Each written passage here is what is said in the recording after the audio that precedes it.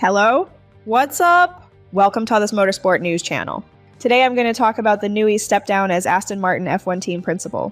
Newey will focus exclusively on technical matters amid Aston Martin's tough start to the 2026 F1 season.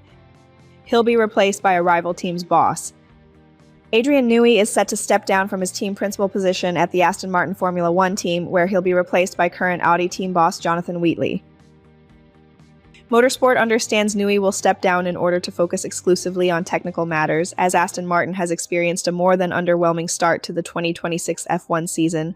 Power unit trouble with new partner Honda means the Newey-designed AMR26 currently can't complete a whole race. Wheatley has been working at Audi since last May alongside CEO Mattia Binotto, but will therefore return to England after just 10 months. The timing of the move depends on his Audi contract.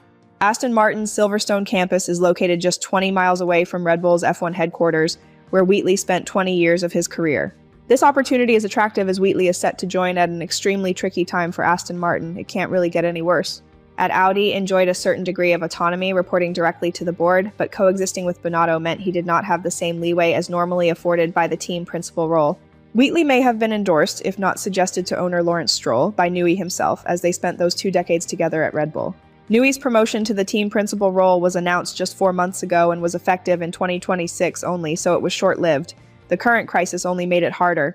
Now, what will Audi's strategy be? Searching for a new team principal, or restructuring the squad internally and/or promoting from within? That's all for now. I hope you liked this video. If so, don't forget to give me a like and subscribe. Have a good day. Best regards.